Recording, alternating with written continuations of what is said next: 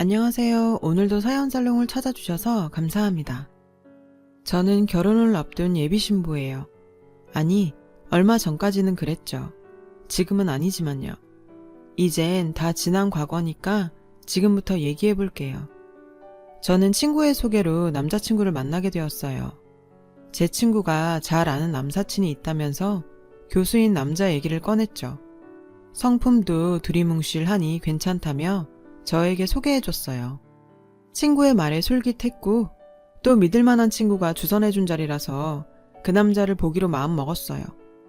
처음 본 그 남자의 인상은 선하면서도 사람이 참 좋아 보였어요. 얘기해보니까 성격도 무난했고 제 얘기를 경청해주며 공감해주는 마음씨 따뜻한 사람이더라고요. 그렇게 그 남자에게 끌리게 됐어요. 그리고 그도 마찬가지로 제가 마음에 들었는지 연락처를 물어보았고 그 남자와 연인관계로 진전이 되었죠. 저희는 보통의 연인들과 같이 영화를 보면서 데이트를 하기도 했고 남산에 들러 사랑을 약속하는 자물쇠를 걸며 서로의 마음을 확인하기도 했어요. 그리고 커피숍에서 같이 커피 한 잔 마시면서 화기애애하게 대화를 나누며 시간을 보내기도 했죠. 남자친구는 교수라서 그런 건지 지적인 매력도 상당했어요. 뇌가 섹시한 남자라는 의미인 뇌생남은 제 남자친구에게 딱 맞는 표현이었어요.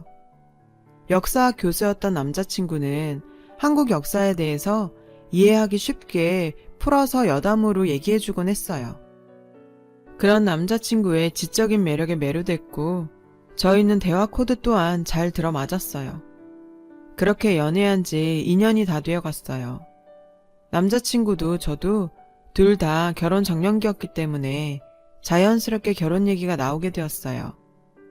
남자친구는 결혼하고 싶다면서 저를 위한 프로포즈를 준비해줬어요. 근사한 레스토랑에서 미리 준비해둔 케이크에 촛불을 켠 채 약혼 반지를 꺼내들고 프로포즈를 했어요. 그 프로포즈에 감동받았고 그렇게 고백을 받아주었답니다. 그렇게 해서 저희는 결혼을 준비하기 시작했는데 연애 때와 마찬가지로 그 과정이 순탄할 거라고 생각했어요. 보통은 결혼 준비를 하다 보면 이런저런 갈등이 있기 마련인데 그때까지 결혼 준비를 하면서 큰 다툼이랄지 갈등은 없었거든요. 남자친구가 제 의견을 잘 존중해줬고 저도 결혼 준비에 있어서 그렇게 까다로운 편이 아니었으니까요. 그래서 저희 결혼은 이대로 순조로울 줄 알았어요. 결혼 준비를 하게 되면서 처음으로 시어머니를 직접 만나 뵙게 됐어요. 한눈에 봐도 보통 분은 아닌 듯 보였죠. 괴팍한 인상의 시어머니는 저를 보자마자 위아래로 훑으시더군요. 그런 시어머니를 보니까 저는 그제야 시어머니의 존재에 긴장을 하게 되었죠. 그런데 시댁에서 밥을 먹으면서 남자친구와 제가 본격적으로 결혼 얘기를 꺼내니까 시어머니가 억지 섞인 말을 내뱉었어요. 내 아들이 교수니까 교수 사모님 듣고 싶으면 꼬박꼬박 월 100만 원씩 나한테 보내렴. 네? 어머니 그게 갑자기 무슨 말씀이세요? 네가 정 그렇게 못하겠으면 이 결혼 미루도록 하마. 어머니 그래도 매달 100만 원씩이나 드리는 건 저한테 무리인걸요. 100만 원씩이라니? 내 아들이 교수인데 교수 신랑감을 두고서도 고작 100만 원이 무리라고? 네 어머니, 교수라고 해도 저희가 한 달에 버는 돈이 있는데 아무래도 100만 원까지는 무리일 것 같아요. 나는 우리 아들만한 신랑감 없다고 생각하니까 네가 잘 생각해보고 결정해라. 저는 시어머니의 무례하고 당황스러운 요구에 기가 찼어요. 아무리 아들이 교수라고 하지만 터무니없는 액수를, 그것도 매달 요구하는 건 아니지 싶었거든요. 더군다나 저는 그렇게 많은 월급을 받는 직장인은 아니었거든요. 그래서 일단 이 문제는 나중에 남자친구와 깊이 상의하자 생각해서 그렇게 넘어가기로 했죠. 그런데 시어머니의 과도한 요구사항은 여기서 끝이 아니었어요. 시어머니는 뻔뻔하게도 예단과 예물에 대해서도 으름장을 놓듯이 언급하기 시작했거든요. 예단 준비할 때 현금 예단은 우리 집안 수준에 맞춰서 5천만 원 정도 해오도록 하고 내가 얘기하는 명품 가전하고 샤넬백, 그리고 에르메스 식기도 현물 예단으로 준비해라. 너희 예물도 단단히 큰맘 먹고 준비해야 해. 우리 아들 체면 생각해서 시계는 오메가 정도는 되어야 하지 않겠니? 그렇게 알도록 하고. 어머니, 그렇게 많은 걸 제가 어떻게 다 해요. 제가 할 수 있는 선에서 준비할게요. 아, 순 떨어져 서원. 그 할 수 있는 선이 얼만데? 어머니께서 생각하시는 정도까지는 어려운 거 잘 아시잖아요. 어느 정도인지도 말하기 민망한 수준인가 보네. 시어머니의 얼토당토 안 한 요구에 어이가 없었어요. 게다가 저에 대해서 수준을 운운해가면서 대놓고 무시를 하니까 기분이 많이 상했어요. 솔직히 남자친구가 교수이긴 하지만 번듯한 신혼집을 마련할 정도는 아니었거든요. 그래서 전 시어머니가 콧대 높게 구는 게 참, 시어머니는 뭐가 그리 잘났다는 건지 아들이 교수라는 점 하나만 믿고서 저렇게 위풍당당하게 큰 소리를 치는데 정말 화가 났죠. 그래도 불행 중 다행으로 남자친구가 속상한 제 입장을 이해해주면서 시어머니 말은 한 귀로 듣고 한 귀로 흘리자고 저를 잘 다독여줬어요. 자기 어머니를 결혼 전까지 잘 설득해보겠다고요. 남자친구의 말에 일단 화를 꾹꾹 눌러 담고서 알겠다고 했죠. 그렇게 시어머니와의 강렬했던 첫 만남이 끝났고 저희는 상견례 날을 잡게 되었어요. 그렇게 상견례 날이 다가왔고 저는 부모님과 함께 상견례를 하기로 한 한식당으로 향했어요. 저희 가족들이 도착할 때쯤 때마침 남자친구의 가족들도 다 같이 도착했더라고요. 그런데 시어머니가 저희가 타고 온 벤츠를 보고서는 순간 당황한 듯 하더니 이내 화색이 돼서는 입이 귀에 걸린 채 저희를 깍듯이 반기지 뭐예요. 아휴, 좋은 차 타고 오셨네요. 저희도 방금 도착했어요. 네, 식당 안으로 어서 들어가시죠. 저희 식구들이 외제차에서 내리는 걸 보고 시어머니가 전과는 180도 다른 태도로 반기시니까 저는 왠지 찜찜한 게 불안해졌어요. 상견례 자리에서 저희 둘 다 나이도 있고 하니 결혼식 날을 서둘러서 잡자는 말이 나올 때였어요. 시어머니가 갑자기 반대를 하시면서 잘 나가던 분위기에 찬물을 끼얹었죠. 얘네들 결혼하는 날짜는 서두르지 맙시다. 우리 부부 결혼기념일이 이맘때라 그러니까 얘들 결혼날은 내년 이후에나 날짜를 정하도록 합시다. 그래도 올해 안에는 결혼을 치르는 게 좋지 않을까요? 애들 나이도 있고 하니까요. 저희 엄마가 말씀하셨어요. 그러자 시어머니는 선심 쓰듯 말했어요. 정 그렇다면 올해 말에 결혼식 날짜를 잡는 걸로 하죠.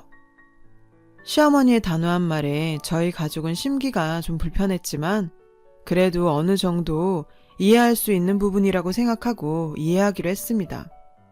그런데 시어머니가 뭔가 더 할 말이 있다는 듯 검은 속내를 드러내는 말을 꺼내기 시작했어요. 그런데 서둘러서 하는 결혼이면 어차피 결혼한 셈 쳐도 무방하겠죠? 그러니 이제부터 내 며느리가 됐다 생각하는 편이 차라리 마음이 편하겠네요. 네? 아, 그렇게 예쁘게 봐주신다면 좋죠. 저희 엄마는 약간 찜찜한 표정으로 분위기를 맞추려 대답했어요. 그러면 며느리가 된 거나 마찬가지니까 지금부터 내가 전에 얘기했던 100만 원을 매달 붙이면 되겠네요. 네? 맙소사, 기가 막혀서 말도 안 나왔어요. 시어머니는 착각에 빠져도 단단히 빠진 모양이었죠. 아직 결혼식조차 치르지 않은 저한테 시어머니는 선을 넘고 말았어요.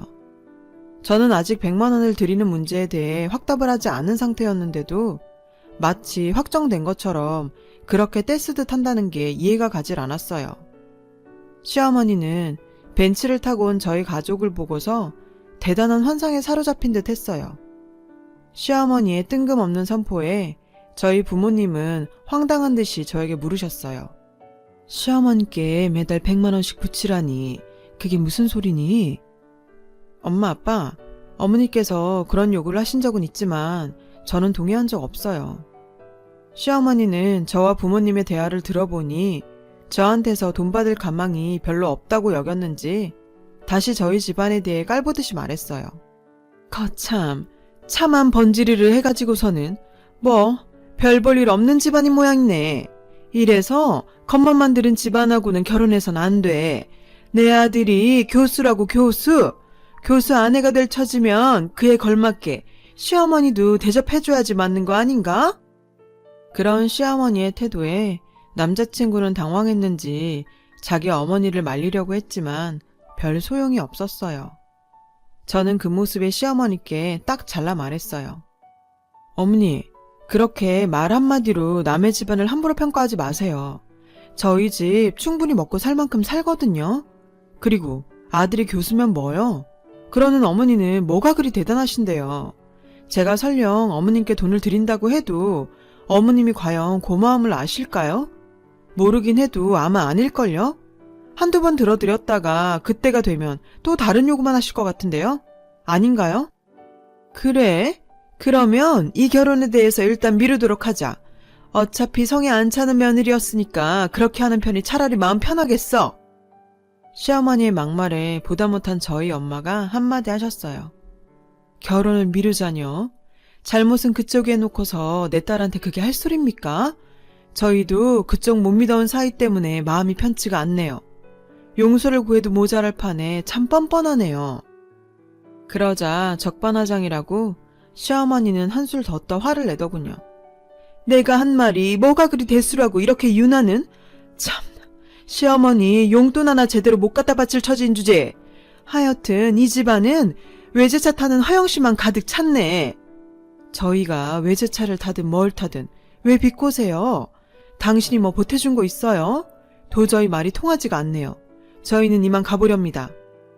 저희 부모님은 시어머니와는 더 이상 말이 통하지 않는다는 걸 직감하곤 자리에서 일어나셨어요. 네, 그러시던지요. 어차피 나올 돈도 없는 집안이라 우리 아들 결혼시킬 생각은 추워도 없습니다. 시어머니와 저희 엄마의 극에 달한 감정에 남자친구는 어쩔 줄을 몰라 하면서 쩔쩔매더라고요. 그 모습이 안 되긴 했지만 저나 저희 가족들 모두 무척 화가 난 상태였기에 자리를 박차고 그대로 나와버렸어요. 이러다간 결혼이 미뤄지거나 심지어 취소도 될 수 있다는 걸 알고 있지만 결혼이고 뭐고 이 상황은 정말 아닌 것 같아서 상견례 자리를 박차고 나온 거죠. 남자친구는 이 상황에 당황했는지 여러모로 시어머니를 설득할 시간과 생각할 시간이 필요해 보였어요. 아니나 다를까 저한테 시간을 좀 더 달라고 하더군요. 결국 우리 결혼을 미룰 수밖에 없었어요. 그렇게 생각할 시간을 가진 지도 2달이 지났는데도 남자친구한테는 연락이 없었어요. 저는 그동안 남친과의 행복했던 추억들이 떠올라 괴로운데 말이죠. 그렇게 남자친구를 못 잊어 힘겨워할 때쯤에 남자친구한테서 장문의 문자 한 통이 왔어요. 내가 100번 1000번 잘못했어. 엄마한테는 더 이상 돈 문제로 힘들게 안 하기로 하고 내가 대신 약속 받았어. 그러니까 제발 우리 미뤘던 결혼 다시 한 번만 더 생각해 줄 수 없을까? 난 아직 널 못 잊어서 그래. 내 마음속에 사랑하는 여자는 너 하나뿐이니까. 일단 만나서 얘기라도 하자 제발. 남자친구의 문자 메시지에 마음이 흔들렸어요. 그래서 우선 남자친구를 만나보고서 시어머니 문제가 어떻게 정리되었는지를 들어보기로 했죠. 결정은 그 다음에 하고요. 그렇게 약속한 커피숍으로 남자친구를 만나러 나갔어요. 오랜만에 본 남자친구의 안색은 그리 밝아 보이지 않았어요. 아마 그동안 시어머니의 등살에 남친이 소갈이 하면서도 어렵게 결혼 문제를 밀어붙인 모양이었어요. 그래도 막상 얼굴을 보니까 반갑기도 하면서 또 한편으로는 남친에 대한 섭섭한 마음에 감정이 복받쳐왔죠. 그 순간 남자친구가 말문을 열었어요. 오랜만이다. 우선 우리 결혼이 이렇게 미뤄진 것에 대해서 내가 사과할게. 우리 엄마가 그때 매달 100만 원씩 달라고 한 거에 대해 내가 진작 결판을 지었어야 됐던 건데 내가 엄두가 나질 않아서 차일피일 미루는 바람에 이 사단이 난 것 같아. 내가 입이 10개라도 할 말이 없다. 미안하다. 사실 나도 그게 이해가 잘 가질 않았어. 그땐 다 엎질러진 물이라고 생각해서 얘기를 안 했었지만 그때 오빠가 미리 어머니께 잘 얘기를 했더라면 이런 일은 없었을 테니까. 어쨌든 알겠어. 근데 우리가 결혼하려면 어머니께서 바뀌셔야 할 텐데 그게 쉬울까? 어머니가 바뀌는 건 쉽지 않겠지. 하지만 내가 정말 너 아니면 안 되겠어서 그래서 어머니한테 그동안의 문제에 대해서 더 이상 아무 소리 하지 않겠다고 약속받았어. 그리고 너랑 결혼하도록 허락해달라고 조르고 졸라서 결혼 승낙도 받았고. 그러니 이제 네 대답만 남아있어. 나랑 결혼해줄래? 한편으로는 고민도 되긴 했지만 그래도 남자친구의 제안이 싫지만은 않았어요. 그때까지는 남자친구에 대한 사랑의 감정이 가슴 한켠에 남아있었거든요. 그래도 저에겐 시어머니에 대한 트라우마가 남아있던 터라 신중해야만 했죠. 그래서 일단 남자친구의 말에 알겠다고 했습니다. 그렇게 약속하기로 약속은 했다지만 한 번 어긋난 결혼, 2번 어그러지지 말라는 법은 없잖아요. 결혼하기 전까지 걱정하지 않을 수 없었어요. 커다란 고비를 한 번 맞은 뒤라 그런지 이후로는 순탄하게 결혼 준비를 할 수가 있었어요. 다행히도 어렵게 다시 잡은 상견례 자리에서 양가 모두의 협의하에 그해 초여름쯤에 결혼식을 치르기로 날짜를 정했거든요. 그리고 무엇보다 그간의 돈 문제에 대해서 시어머니가 별말 없이 넘어갔다는 게 큰 발전이라면 발전이었죠. 비록 시어머니가 약간은 투덜거리시긴 했지만요. 뭐 혼잣말로 작게 중얼거리는 그런 궁시렁쯤이야 문제가 되겠어요. 신혼여행지도 정했고 예단 및 예물 또한 현실적으로 실속 있게 하면서 일사천리로 결혼 준비를 진행할 수가 있었어요. 새로운 마음가짐으로 다시 결혼 준비를 하게 되었죠. 하지만 혹시라도 시어머니가 또 어떤 꼬투리를 잡으실지 몰라 저는 늘 조마조마하긴 했어요. 행여나 또 다른 돈 문제로 힘들게 할까봐 걱정이 됐거든요. 그래도 여기까지 온 이상 이 결혼을 깨고 싶지는 않았어요. 왜냐하면 같은 남자하고 파혼까지 갔다가 다시 결혼을 하게 된 걸 보면 저는 이 남자와 헤어지면 후회하면서 살 것만 같았거든요. 그렇게 바짝 긴장을 한 채로 결혼 준비를 하긴 했어요. 부디 앞으로는 큰 문제가 없기를 그렇게 바랬건만 결국 제 결혼에 다시 차질이 생기고 말았어요. 바로 결혼식 전날이었죠. 시어머니한테 전화가 왔어요. 내가 지금껏 내 아들 생각해서 여기까지는 참았는데 결혼하면 넌 그때부터 내 며느리 노릇 제대로 해야 할 거다. 네? 갑자기 그게 무슨 얘기시죠? 이 집안 며느리가 되려면 너는 적어도 내 수준에 맞는 며느리가 되어야 한다는 말이야. 그런데 결혼식 날 입을 옷 사라고 네가 보낸 돈이 나 참 기가 막혀서 이게 옷 사 입을 돈이니 푼돈이지. 내가 계좌번호 알려줄 테니까 당장 1,000 더 이체하도록 해라. 어머니, 이미 어머님과 아버님 정장값으로 300만 원을 보내드렸는데 1,000만 원을 더 보내라고요? 저한테 더 이상 돈 문제로 이러지 않기로 약속하셨잖아요. 하참, 내가 예전 문제 얘기하는 게 아니잖아. 지금 당장 정장값을 얘기하는 건데 우리가 언제 그거에 대해서 언급한 적 있었니? 암튼 내가 계좌번호 문자로 보낼 테니까 그리로 바로 보내. 저도 더 이상은 참을 수가 없었어요. 다른 날도 아니고 결혼식 전날에 이런 말도 안 되는 짓을 하다니. 이젠 결혼이고 뭐고 다 필요 없다는 생각뿐이었어요. 그래서 어머니, 전 그렇게는 못하겠어요. 툭하면 돈 문제로 저희 결혼에 제동을 거시는데 참는데도 한계가 있는 거예요. 어쩜 매번 이렇게 사람 피를 말리세요. 뭐라고? 피를 말려? 아이고, 그래. 그렇게 못하겠다 이거지? 이런 식으로 나오면 나도 안 되겠다. 니들 파혼해라, 파혼해. 툭하면 파혼을 강요하는 시어머니의 행동을 더 이상은 참을 수가 없었어요. 게다가 저는 아무리 생각해도 이건 아니라고 생각했으니까요. 그래서 남자친구한테 전화해서 방금 전 있었던 일을 모두 얘기했어요. 제 얘기를 들은 남자친구는 놀라더군요. 자신의 어머니가 그런 행동까지 할 줄은 미처 몰랐던 모양이었어요. 근데 말야, 이게 다 우리 엄마만의 문제일까? 남자친구는 저한테 오히려 지쳤다더군요. 결혼 전날인데 시어머니를 이해하고 잘 달래줄 수는 없는 거냐고 화를 내더군요. 그러더니 앞으로 계속 이렇게 시어머니랑 불협화음을 내면서 자기 주장만 펼칠 거면 그냥 이대로 파혼을 하자고 말이죠. 생각지도 않았던 남자친구의 적반하장식의 발언에 저는 너무 기가 찼어요.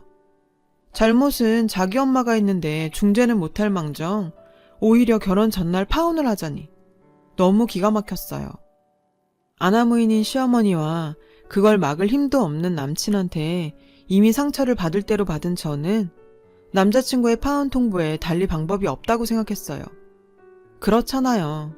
제가 자기 엄마한테 피해를 당한 상황에 오히려 남자친구는 자신이 중간에 껴서 피곤하니까 되려 제 탓하면서 파혼 쪽으로 가닥을 잡는 거잖아요. 정말 뻔뻔하게도 말이죠.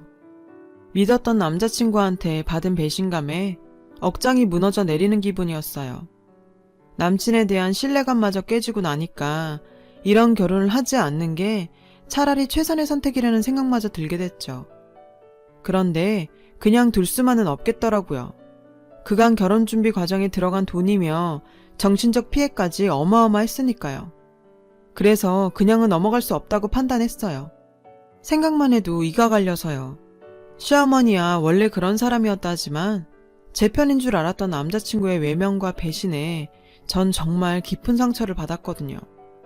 다른 사람도 아닌 남자친구한테 파혼을 당했다는 사실에 전 고통스러웠고 그런 나날이 이어지다 보니 정신적으로 피폐해져만 갔어요. 그런 놈과 깨진 건 차라리 잘된 일이라고 수천 번 마음을 잡으려고 노력해봤지만 얼마 안 가 배신감에 치가 떨려서 또다시 분노에 휩싸이기를 반복했죠. 저에게는 그 파혼 사건을 잊어버리는 게 마음처럼 쉽게 되지 않았어요. 그런 저의 모습을 보다 못한 부모님은 가슴이 아팠는지 저에게 그만 잊으라고 충고를 해주셨어요. 그런 못난 남자랑 그 엄마 때문에 내 딸이 끌려다니면서 망가지는 꼴은 더 이상 못 보겠다. 이제 그만 생각하고 잊어버려라. 내 딸 속만 골물라. 엄마, 아빠, 나 파혼 당한 것만 생각하면 너무 힘들어. 너무 억울해서 미칠 것만 같아. 그러니까 그들에 대한 나쁜 기억들은 다 지워버리는 게 나을 거야. 그 시어머니는 그렇게 돈 타령만 하면서 사는데 그따위로 살다 보면 언젠가 둘 다 천벌받을 거다. 순간 엄마의 말에 번뜩했어요. 천벌? 그래, 남자친구랑 그 어머니는 천벌을 받아야만 마땅하지. 그렇다면 그들에게 합당한 응징을 해줘야겠어. 부모님과 얘기하는 과정에서 남자친구와 시어머니가 벌을 받도록 복수하고 싶다는 마음을 먹게 되었어요. 그래서 그들에게 법적으로 책임을 묻는 방법이 있는지를 알아보게 되었죠. 나쁜 인간들한테 하늘이 벌을 주지 않는다면 당한 사람이라도 벌을 줘야 하는 거 아니겠어요? 그렇게 변호사에게 찾아가서 상담을 받아본 결과 저희 경우에는 파혼에 대한 책임이 남자친구 측에 있기 때문에 파혼에 대한 손해배상 청구 소송이 가능하다는 대답을 들을 수가 있었어요. 소송이 가능하다는 말을 듣자 저는 마음이 한결 홀가분해졌어요. 남자친구와 시어머니를 상대로 파혼에 대한 손해배상 청구 소송을 진행하기로 했죠. 시어머니가 첫 상견례 자리에서 정당한 이유 없이 혼인의 시기를 미루고 거절한 점과 남자친구도 차일피일 결혼을 미루고 거절한 점이 결정적 사유가 됐어요. 시어머니와 함께 남자친구가 덩달아서 결혼을 미뤘었고 또 파혼도 그쪽에서 먼저 말했기 때문에 파혼에 대한 피해에 대해서 소송을 걸 수가 있게 된 거죠. 그동안의 일에 대해서 문자를 주고받은 사실들을 근거로 저는 소송에 대한 증거 자료를 제출했어요. 그러자 남자친구와 시어머니는 발등에 불 떨어진 사람들처럼 난리더군요. 남자친구와 시어머니가 번갈아 가며 전화해서 소송을 취하해달라고 싹싹 빌었어요. 어림도 없죠. 그간 저와 제 부모님이 당한 수모가 얼마인데. 그래서 택도 없는 소리 말라고 한마디 해줬죠. 그리고 얼마 뒤 저는 파혼으로 인한 피해 보상을 받을 수가 있었어요. 만족할 만한 액수는 아니었지만 그래도 그쪽 집엔 큰 타격이 될 액수였죠. 악몽 같은 파혼의 굴레에서 벗어난 저는 이제 두 다리 뻗고 편안하게 잘 지내고 있어요. 상처받은 기억은 시간이 좀 더 필요하겠지만요. 그래도 저는 현재의 제 삶에 만족하면서 나름 편안하게 즐기고 있답니다. 가족들과 함께 낚시터에서 여유롭게 주말을 보내기도 하고 밤에 가족들과 공원에 산책을 나가기도 하고요. 상쾌한 저녁 공기도 마시며 다 함께 수다를 떨기도 하죠. 집에 와서 야식거리로 라면에 파 송송 썰고 계란 풀어서 뚝딱 만들어 먹노라면 이게 사람 사는 거죠. 저한테 이만한 힐링 라이프가 또 있을까 싶네요. 지나간 인연에 대한 미련은 물 흐르듯 떠내려 보내는 게 결국에는 보다 나은 선택이라고 생각합니다. 과거는 과거일 뿐이니까요. 시간이 약이란 말이 결론적으로는 맞을 거라고 생각하거든요. 지금까지 제 사연을 들어주셔서 감사해요. 오늘 하루 편안하고 힐링되는 시간 보내시길 바래요. 여러분, 사연 댓글에 응원과 현명한 조언 부탁드려요. 좋아요와 구독은 저에게 큰 힘이 됩니다. 오늘도 좋은 일 가득하세요.